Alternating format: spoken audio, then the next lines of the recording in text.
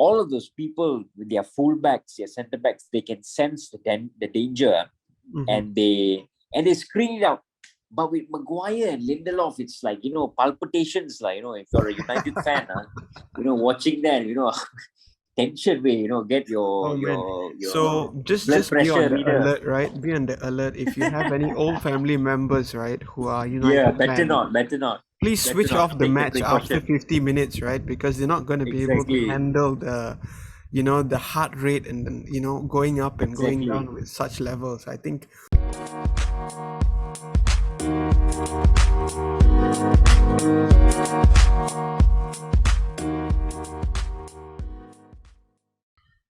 Hello, welcome to another recording of the Al and Jerry Football Podcast with me, Jerry, and my buddy Al.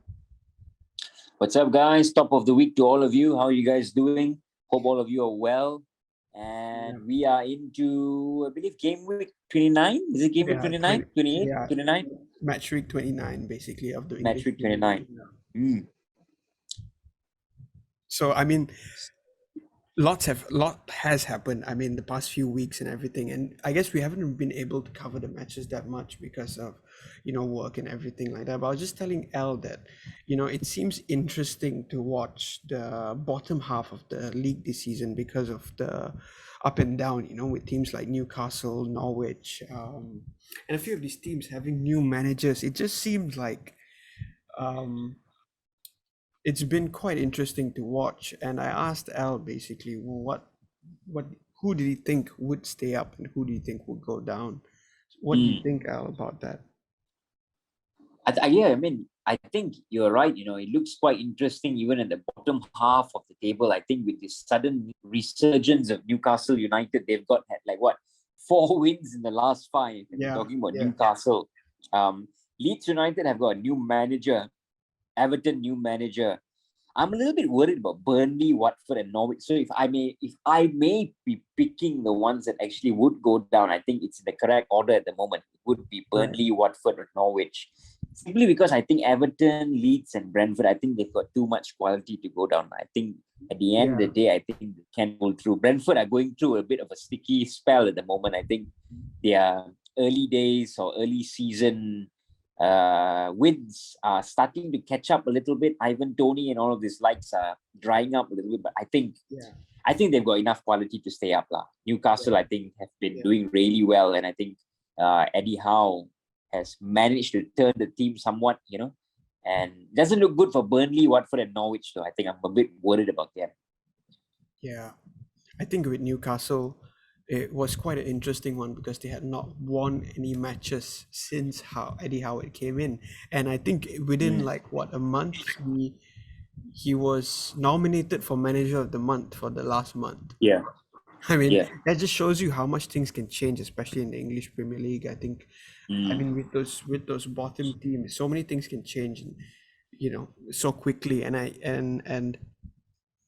I think I'd be inclined to agree also with what Al said about the bottom 3 teams. It just seems like Leeds and Everton have the quality, but I would be keeping an eye on Brentford though, because Brentford haven't looked as convincing as they did, like Al said, in the start of the season. And a lot of people have noticed as well. I think at the start of the season, obviously they started with that flyer beating Arsenal though, and ever since then it's sort of been very inconsistent, and that's what we say also in the English Premier League. I think that inconsistency is what beats you, right?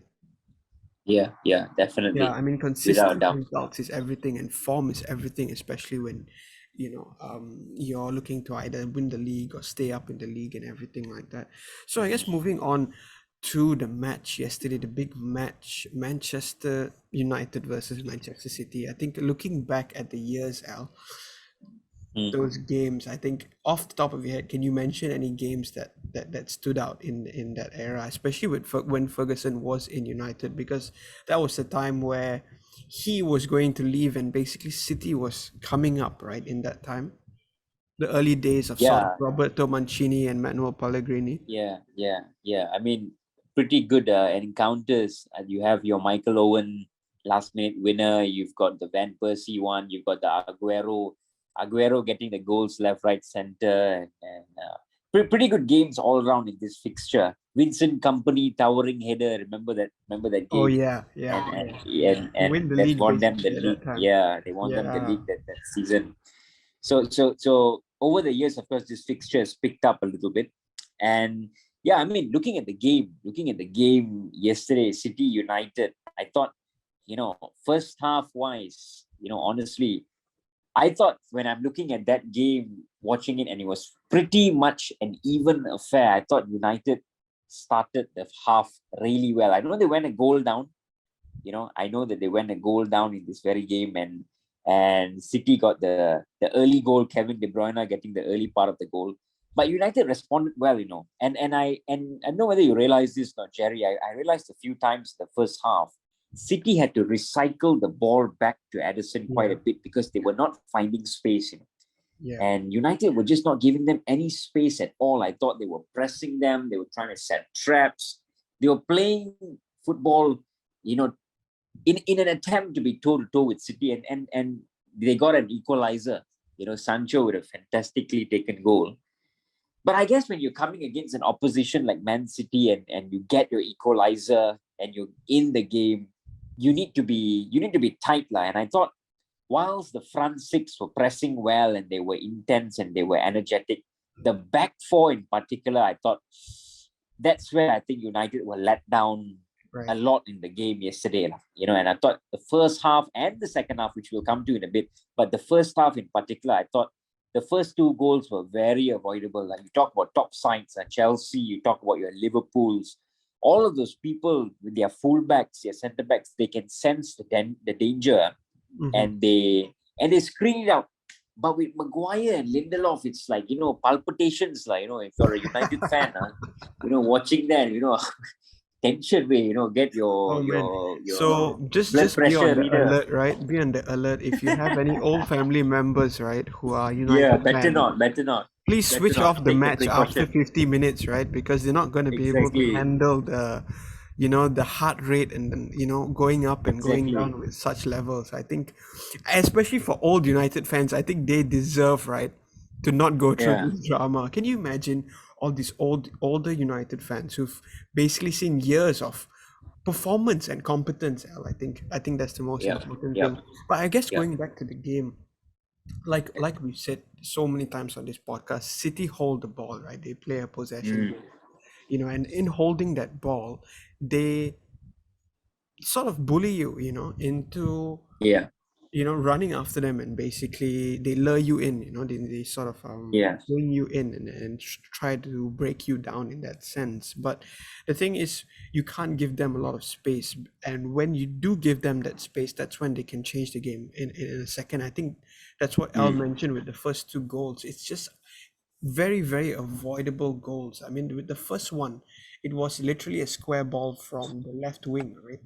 And Yeah. Telles and Maguire missed it. Telles is the one who went Yeah. for it, and Maguire was just standing still, basically. And he Correct. got Correct. hit by Correct. the runner. And for the second one, it was just a poor clearance by Elanga. And then it sort of came back into the box, and it was, pinball in the box, and it went in eventually, Yeah.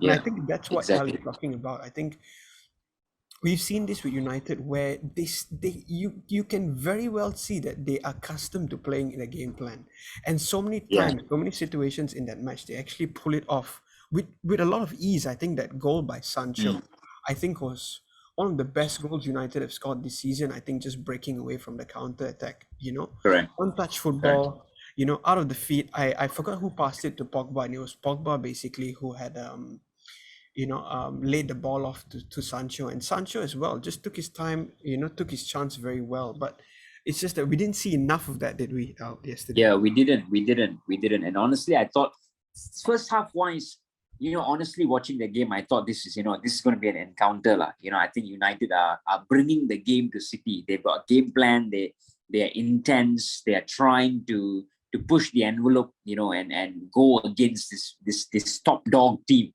But second half, it was just capitulation FC, lah, dude. Second half when they came out, City just steamrolled them, and it was almost as though there was no more gas in the tank. And I think this is a recurrence with Man United.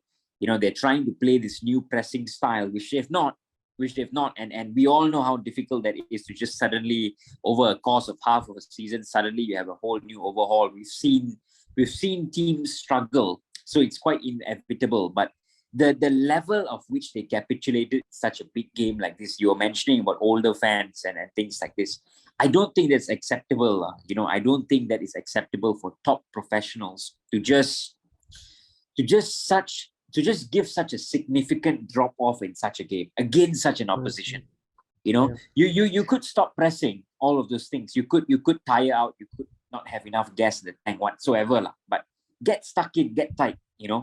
The third goal in particular, Mahrez just hits it and it ricochets off Maguire. And of course the fourth goal, by that time it was basically dead and buried. But regardless of whether those goals went in, City were just toying around and balls over the park. If you remember, I don't know whether you saw this at one point, there was 92 possession towards the ending bit of the game that City had.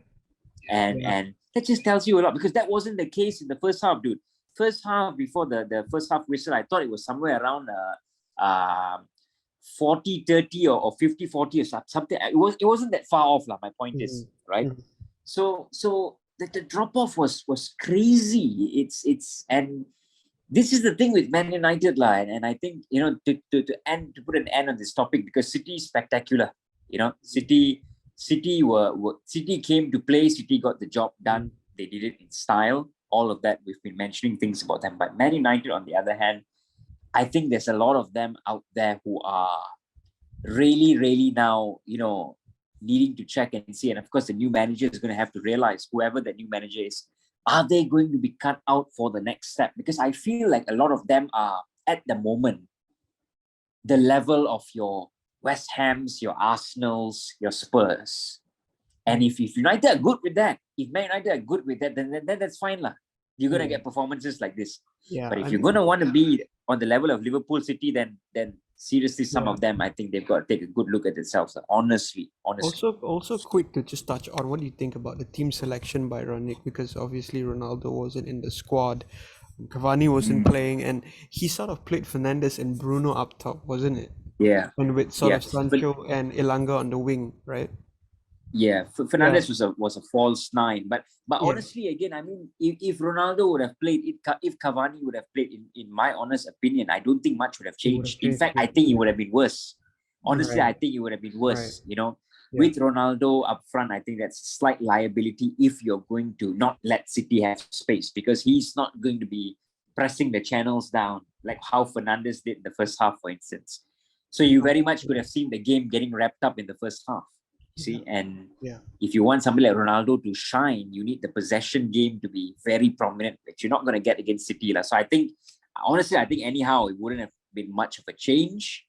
In fact, I think it could have been worse, honestly. Yeah.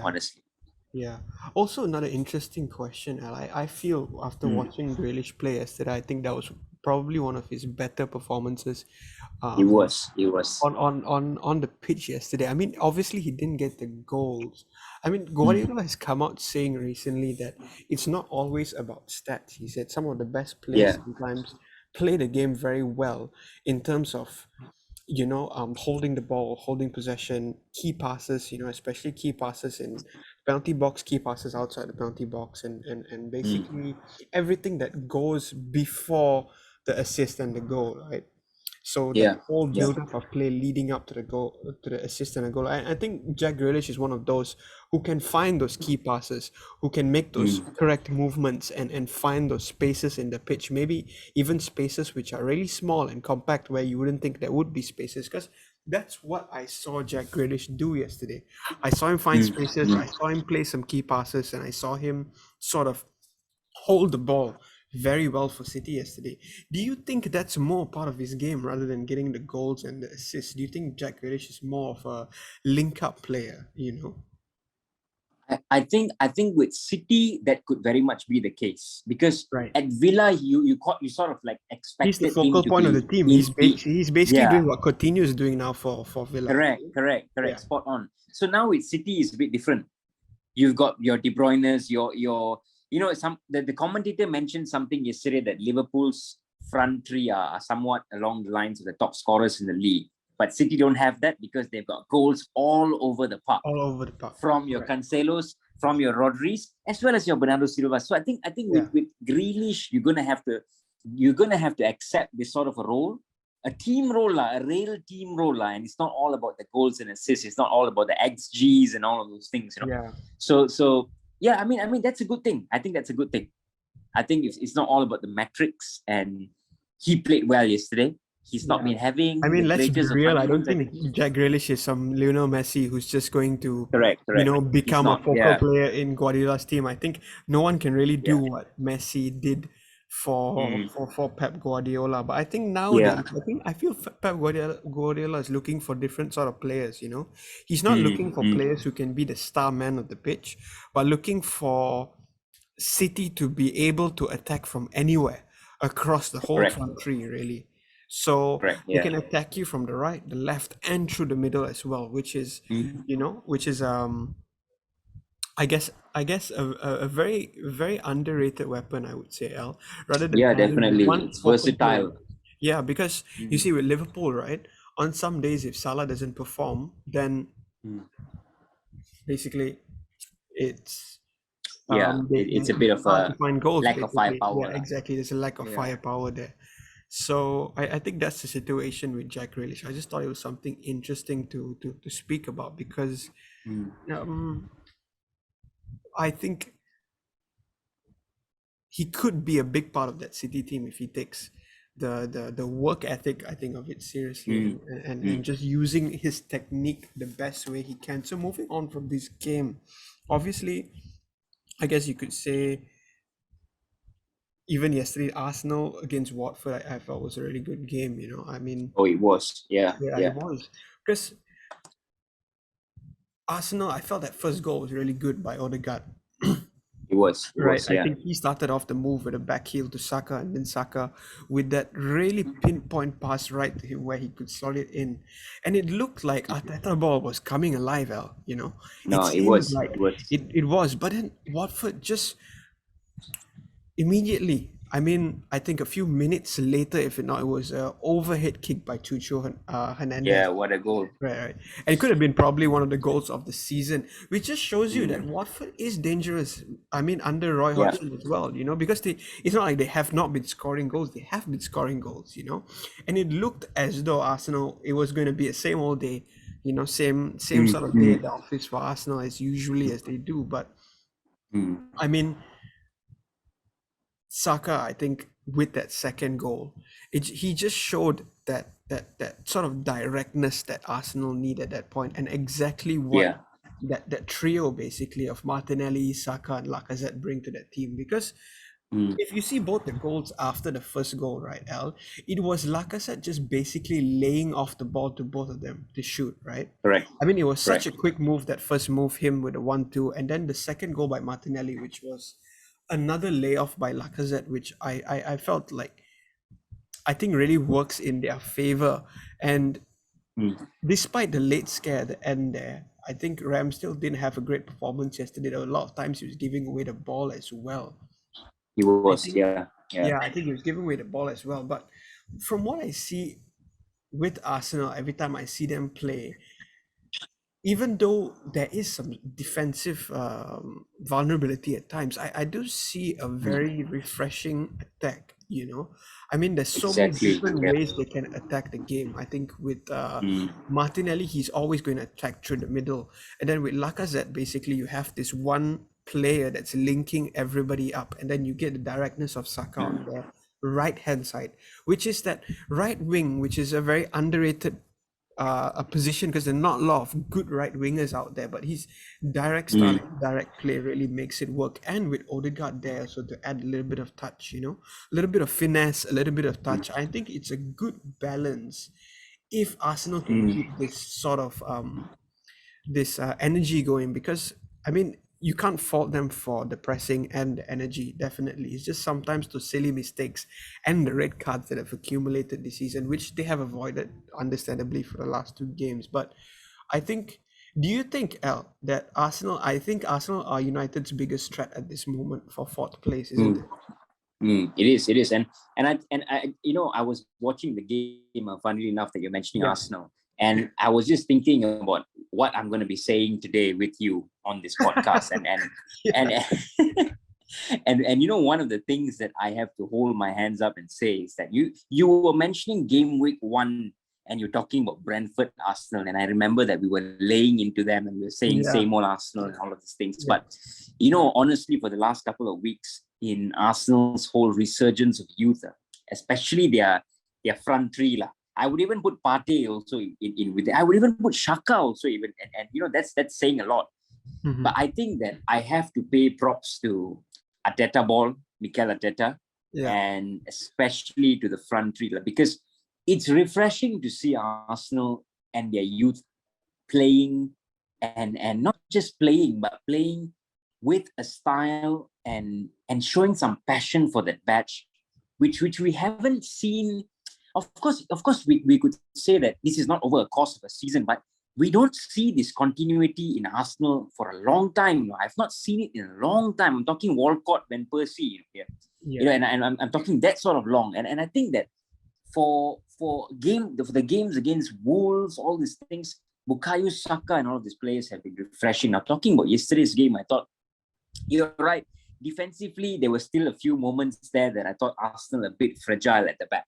Especially the keeper was a bit undecided in a couple of times, and I thought maybe Ben White and Gabriel maybe not their usual selves, especially getting that Sissoko getting the last goal. But when it comes to the midfield and the forward onwards, Partey, Xhaka, Odegaard, Saka, Martinelli, and of course Lacazette, I think they've been performing really well, and I think that's a testament to Arsenal.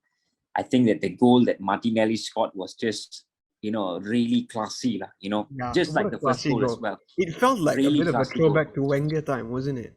Yes, exactly. It felt like a throwback to Wenger ball a little bit. Yeah, a little exactly. bit. That whole passing move, and it was done very quickly, and just that. It was. I think what really caught out Ben Foster for that Martinelli goal was how fast that move went down, right? I think if Martinelli had taken his time and taken the shot, Foster maybe could have dived for it. But the way he took the shot, which was such a snapshot and so quick, Foster couldn't even dive. And basically it was him shooting into an open goal because that move was so fast. And it's sort of that speed in attack that has been missing from Arsenal for a very long time, actually. For a while, exactly. Yeah. So it's good. It's good to see this. It's really good to see this because Odegaard is looking like he's looking the part. Martinelli is really looking good. Lacazette is I think Lacazette is paying the manager with the faith because you had that whole Aubameyang situation and people were saying, do you trust Lacazette? Even Arsenal fans were calling for his head at one point because he had stopped scoring. Yes. Yeah. Exactly. So props to Arsenal. I mean, I think given the fact they are the topsy-turvy early bit of the season, I think they're really coming good. And I see this is not luck. This is not a fluke. This is actually some form of energy that the front three, and I know we're not mentioning Emil Smith-Rowe, I'll just put his name in here as well, that really has been giving Arsenal this resurgence and fair play to them. I think if they were to get top 4, I think they deserve it. I think Man United don't deserve it as much. I think Arsenal do it at this point of time. But what I'm looking to see is that Arsenal have got to continue on this forward. I know they've got some big games. I think they haven't played City yet.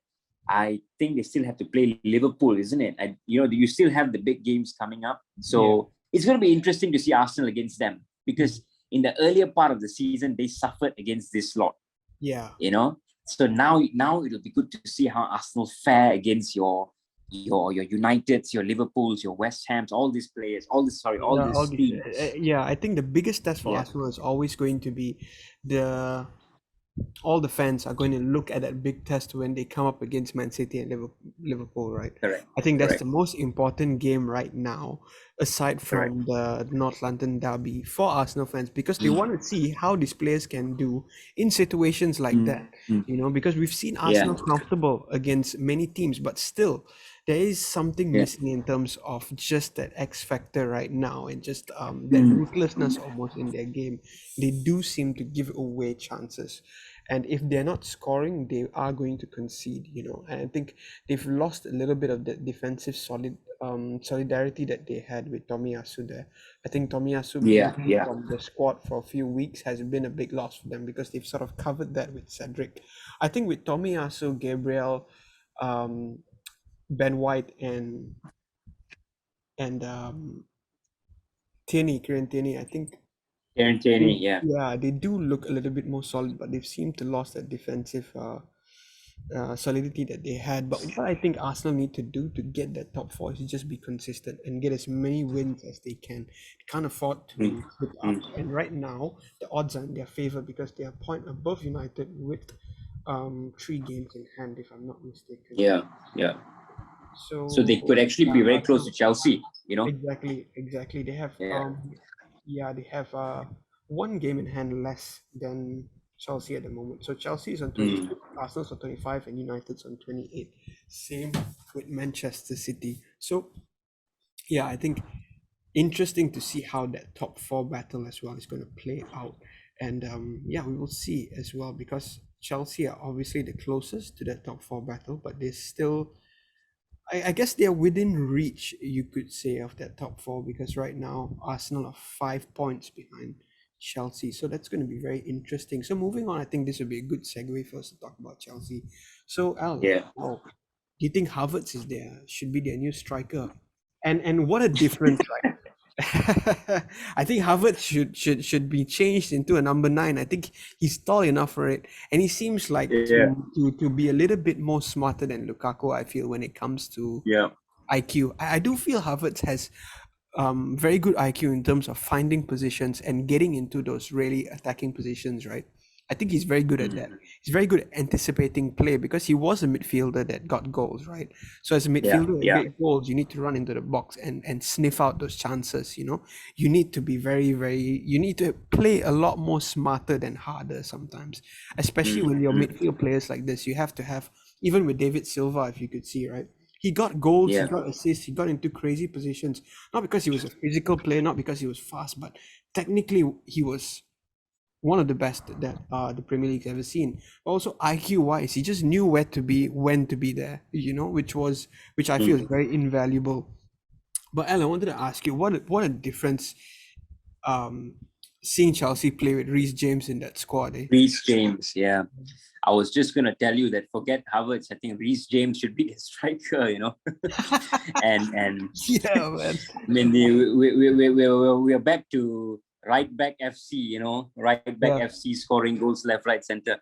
But yeah, I mean they have missed Reece James, and I mean forget Ben Chilwell. It's been out for a while, but they've been missing these fullbacks, these two of them, for a while now. And I thought, Chelsea without Reece James have been a bit toothless, especially when they started with your likes of Lukaku as well as Werner at times, because these players like Werner and Lukaku feed off this runs into the channel that only Reece James does. And I thought without him there, with whenever they were playing other players like Sarr or whoever else, or for that matter, I thought Chelsea just didn't have that edge of penetration that Reece James is going to give you. So obviously, big win for them, not just in terms of the scoreline, but when watching the first half of this game again with Chelsea in the Premier League this whole season, it's been a little bit of Jekyll and Hyde with them. You see, again, similarly, the first half and the second half tells you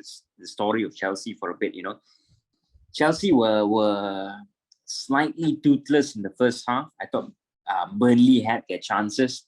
I thought like players like Weghorst and all of these players had decent chances. But second half onwards, like you mentioned, Kai Havertz, I thought he rolled on the style and he managed to get the goals linked up with Pulisic quite a bit. But yeah, I mean, Reece James started the ball rolling. Reece James got the pressure off, and from then onwards, it was just Chelsea, like one-way traffic after that.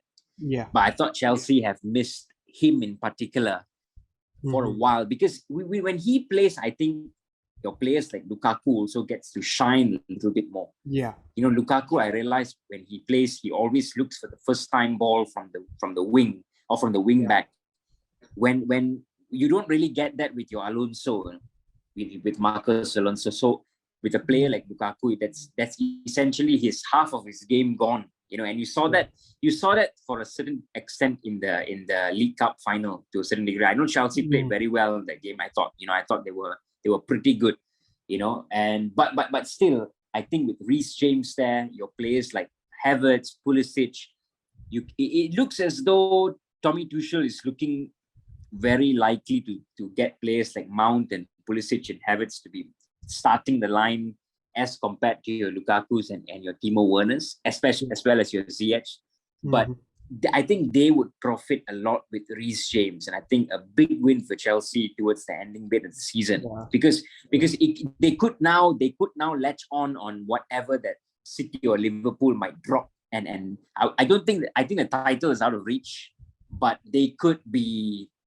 There could be a push lah. There could be a push towards the end of the season with this whole new players coming in, and of course the Champions League as well. So I think happy days for Chelsea at the end of the day. Yeah, it's the 3 points in the bag, which is ultimately what they want to be getting. I think we saw a perfect sort of representation of Tuchel's sort of gameplay there. With so much play coming down that wings, right, and just finding space on the flanks and exploiting that space, because whatever it is, I think when you push Burnley back, they're always going to get more compact, and they're going to give you a lot of space on the flanks, right? Because obviously they don't have world-class fullbacks basically, and they're not going to be able to match James in that sense. But I found it a big difference, because for once, Al, did you notice that Azpilicueta didn't start the match? Right. He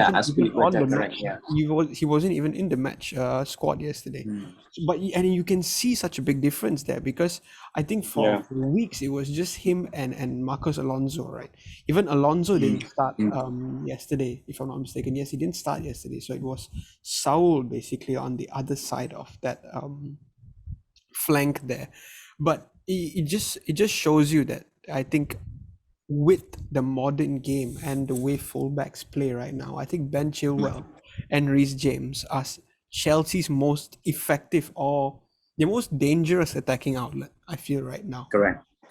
And the front three are only going to get the goals with them on the pitch. I think it's going to be a lot easier for them to get the goals with those two players, and it just shows, Al, how much the game has changed. Because years ago, Al, would you say like the right back and the left back would be the most important player in the team, let alone scoring goals and scoring assists? I mean, back then when you used to watch football, they were just there to clean up the opposition from just clean up certain spaces and certain loose balls, and they were just there basically to run up and down the flank, right? But now it's the modern game. It's a modern game. But I think Liverpool fans will still say that Trent is the best right back in the world, isn't it? Definitely. I think like the West Ham game might stamp a good. We're going to talk about that next, I suppose. But that's going to stamp a great seal of approval seal of approval. For Trent. I think the whole game as well. I think moving on right now to Liverpool and the West Ham game, I think there were many chances for Liverpool in that game. And it was, I think they just fell short, in terms of certain chances. I think that first one, it just showed that first chance that Salah missed. Basically, it was 1-on-1. I think it just showed the smartness from Trent, because he took that quick free kick. And Trent, I mean, anytime he takes a free kick, he takes a dead ball. Basically, he kicks a dead ball, right? I think teams around the world should be wary of any time he has a chance to hit a dead ball, because most of the time he's going to be on the money, and it was on the money. But Salah obviously didn't take that chance, and Fabianski with a big save. It was those chances I think Liverpool were missing. And I mean, they were definitely missing chances like that. And I think with that goal by Mane, I think it was just sort of Trent being relentless, whenever he's in that position, of just always being able to find the last man at the edge of that that post, basically, or the man at the far post, right? How many times have we seen that ball, just that looped ball, sort of a curved ball into that far post, and Mane is there? Very Beckham-esque. And I thought the Sadio Mane goal also took a bit of pressure off the game as well, because West Ham were in it. I thought maybe they wouldn't have dominated the game or whatever, but I thought Trent for the first time had to actually show his defensive capabilities as a right back, didn't he? Correct. I think players like Lanzini and I thought Antonio. They had some decent chances. Jared Bowen had a few half chances here and there. So West Ham were in the game, I thought, and I think Trent. I don't know whether he got man of the match or not, but I think he would have definitely deserved man of the match simply because of the assist, simply because of that goal line clearance. And these are the sort of moments, otherwise we could have been talking very differently how Liverpool might have dropped 2 points, right? Yeah. So I thought Liverpool, again, talking about fullbacks here, I think they have the two best fullbacks in world football at the moment.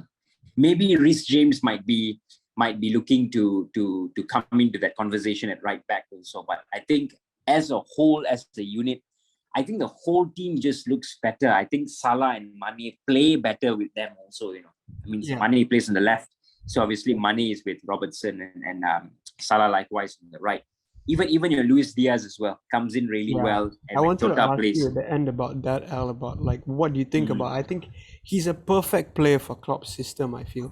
I mean, in terms of his first touch and being able to hold the ball and being able to have those slick passes, those quick passes, and everything, I think is great. But I was just about to tell you, Al, just to round off your point there about the fullbacks. Yeah, I think it's really good that Trent and Robertson did have to go to African Cup of Nations. I think it's a good thing that they have British passports, because I don't know if Liverpool would have been able to, manage. I think a lot of that threat that they have going forward without those two. Really, those two do put in a lot of threat when they attack, and I think they're very important. They're a big focal point of that attacking team.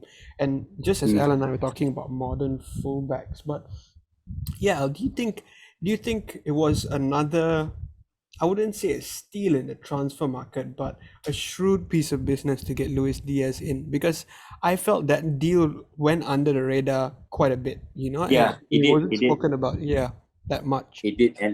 And funnily enough, before this game, there was a bit of pre-match talk about how West Ham were also going for him, and David Moyes had contacted him or something like that, and Liverpool were already in, and probably that sped up the deal a little bit for Klopp to get Luis Diaz, something like that. Yeah. So one thing I realized about Diaz is he is very hardworking, and that is a massive tick in the box to the Klopp system already. So that's a big win for them anyway.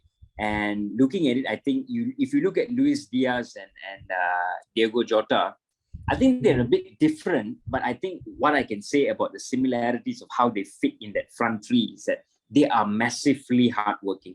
They bring a lot of energy and commitment. They bring a lot of energy. They bring a lot of intensity, and that's basically Klopp FC, and it's blueprint. It's a Klopp blueprint. So I think he is silently building on this sort of the next of the front three, if I may say. I think Salah, Firmino, and Mane will still be there. Of course, anything can happen. But what I mean to say is that I think he's looking at he's got two more other options out of our usual front three of this Mane, Firmino, Salah, in your likes of Diaz and Jota. So that's definitely a good sense of business on Liverpool's part. I mean, this is a core example of how you don't have to go for your Mbappe's, but you have to go for somebody who fits the system.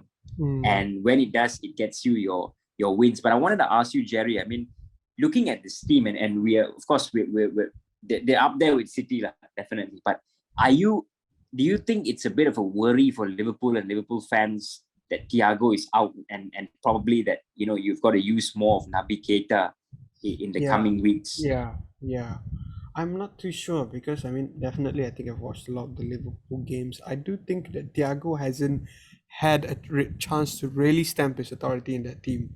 I think he's had a lot of moments in that team, but I don't think he's been consistent enough appearance-wise in that team to really account as a big loss. I think Henderson and Fabinho would be bigger losses than Thiago at that moment, especially Fabinho. I think Fabinho is Liverpool's most important midfield player. For as long as I think Henderson and Fabinho starts and Henderson is on form, because I think this season Liverpool fans have started to see a little bit of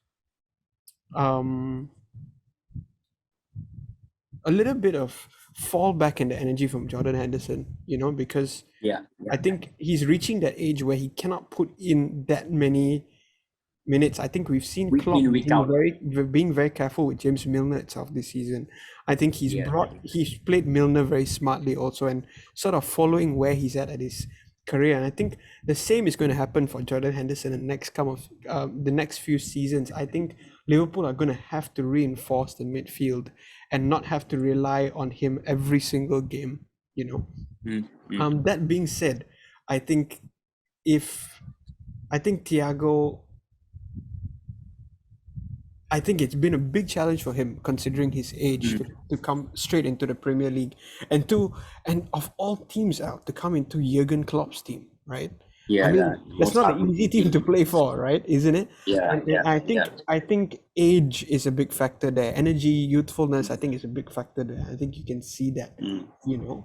But I do think that right now in that Liverpool midfield, I think Fabinho is the most important figure in that team because he's the one that a lot of teams I've heard, a lot of managers as well, I've heard them say that it's hard for them to get past that line, hard for them to yeah, get past Fabinho at times, because he's just a constant. I mean, what his role is, right? His role is basically to break up your play or to intercept the ball, and he plays yeah. that role very, very well. Mm, So I mm, do mm. think they can rotate with Curtis Jones, Harvey Elliott, Naby Keita, Alex Oxlade-Chamberlain. I think it's fine. And actually, that game against West Ham, I think Naby Keita was the best performer in midfield because he had time on the ball, right? He wasn't asked to move that much actually yesterday. So yesterday he was playing more of a static role in that midfield. Henderson was the runner, and it was him and Fabinho who were taking turns in terms of giving the ball out. So, I think Liverpool fans won't mind as long as Henderson and Fabinho are there. I think those two are the really important ones. But I guess moving on from the Liverpool game, I think Mm. it was a very important result, I think, for Liverpool. And it was just one of those games, I think, they're not going to play highlights of this game, I think, at the end of the season. But Klopp is definitely going to look back at this result and say this was a very important one if they were to win anything. Yeah, That's for yeah, sure. So definitely. I moving think I on would, I would from agree that totally. yeah, definitely. I think moving on to some of the other games this week, I think we'll just give honorable mention to Aston Villa. I think that was a really good match. I think even Mm, for a mm. neutral. I mean, Coutinho could have had a hat trick in that first half. I think Yeah, he had so many chances and he so finally many buried chances. that one chance, But Yeah. I mean, you could see so many of that moves. I mean, even that Douglas Luiz's goal, right, was just Mm, such a mm. great move by Coutinho. And I mean, is Coutinho finished? I mean, I didn't believe it. I think before he even started No, his far first from it. game for Villa, Far from it. yeah, I felt Yeah. that was the big thing because there were so many of these news stations basically. I think that was the general talk. Can he revive his Mm. career at Aston Villa? Would that be too much of a challenge for him? But it just shows you, Al, that sometimes you just need that connection with your manager because I think Yeah. Stevie G would have probably sat him down and told him what he wants from him and been very clear, right, to him. Mm, It just mm. shows you sometimes the importance of having that man manager as well, isn't it? Yeah, no, no, definitely. I think he someone like Coutinho might have needed this in his particular time of his career. I think his stint at Barca Bayern has been very, very mixed, if I may say. It's not been going according to his standards, I would say. So coming to a team where the manager has faith in you, the manager knows your talents and all of these things, and I think it's great. I think definitely it's like a whole new renaissance or rebirth, if you may say, right, with what Gerrard is giving him at Aston Villa because he's had faith in him, and I think he's been playing him ever since. I think the first game was against Man United, but after that, I think Coutinho has been starting almost every game. Yeah. So I think it's good for him. I think definitely it's good for Philippe Coutinho because he does have that quality. I don't think he's finished lah. Not by a long shot. Definitely, I think he's got a lot more to still to offer, and it's showing Villa are doing well with him. Yeah, because I mean, they had 38% possession Mm. to Southampton, 62% possession, but they had 14 shots and 9 shots on target. So it just shows that I think they're a very dangerous team in terms of counter-attacking. They play that very Yeah. intense counter-attacking football, and they do. Aside from Coutinho, they have players like Ings, Ollie Watkins, Yeah. El Ghazi, John McGinn. I think they have real grafters and players who work hard and are very smart on the ball, because a lot of the chances that you see them have in that match, a lot of chances that you see them put away, very well worked goals. It's not like fluke Yeah. goals or anything. It's very well worked goals, and there's definitely a lot of tactics going behind that, and it just shows that maybe the modern game in England right now calls for some of these young, brighter minds to come and try to affect the game.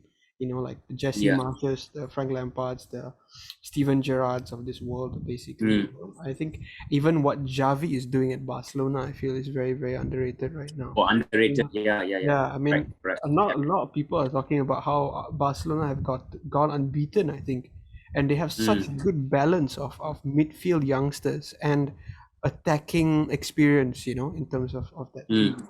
But yeah, I think moving on from that, Leicester, so with a 1-0 win against Leeds, I think Leeds would have wanted to see a little bit better, I think, on that day in terms of finishing. I think Leeds had many chances, but they just didn't Mm. seem to take those chances. I think both teams were evenly matched on the day. Brentford as well with a win against Norwich City, which would be very important for them in this season. And Crystal Palace as well, ending Wolves' unbeaten run, right? So Wolves are basically Yeah. an unbeaten run, and Palace as well had ended that unbeaten run now. But I think I'm just going to end with another question about Newcastle. I think they have. Do you think there's been a bit of a difference with Eddie Howe coming in? I think those Oh. wins are very important, but they definitely do need a lot more investment in that squad, I guess, to be able to compete out. Because right now they do look quite far off in terms of what people are talking about Newcastle now. That $1 billion takeover. I think a lot of Mm. people are projecting them to be challengers very soon, but it definitely Mm. would take a lot of work right now. Yeah, no, I think this is my prediction for Newcastle. I think they are going to be up there. I think it's going to be a similar story to City and Chelsea to a certain degree. Maybe not Chelsea. Chelsea were very quick, Yeah. simply because I think Chelsea, the foundations were there already Yeah, previously I anyways. think I think So for Chelsea the foundation was Mourinho, because they didn't have great players, but Mourinho made those correct, players world beaters basically.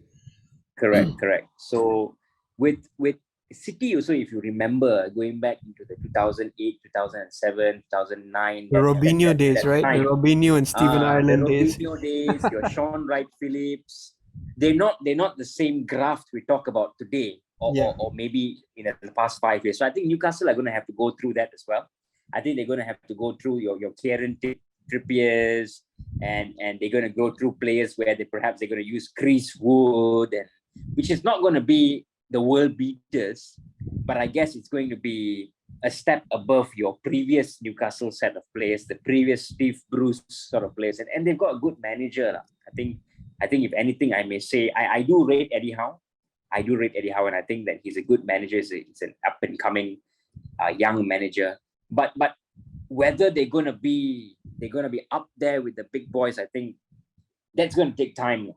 And I think what the resurgence in Newcastle that I see honestly is that I think with players like Kieran Trippier, I know he didn't play the last game, but I think he offers a better dimension to the team. I think once your players like Alanson Maximen comes in and does better than he already is. Bruno Guimaraes is a very good signing. I thought that was perhaps one of their best signings of this season and going to be next season. So they're going to go through this period, which is why I think Newcastle will be safe because of this takeover and because of this new sort of place. Because it looked dead and gone for them, right? Before the takeover, I think yeah, they had yeah.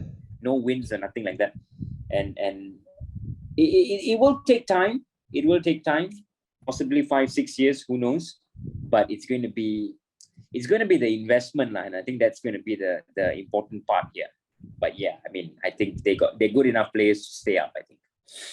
All right, you heard it here first. If anything happens in the future, you heard it here first. Just remember that. So that's all All we have right. time for today. I guess we will catch you guys next week. Ciao. Ciao. Take care, guys. Ciao.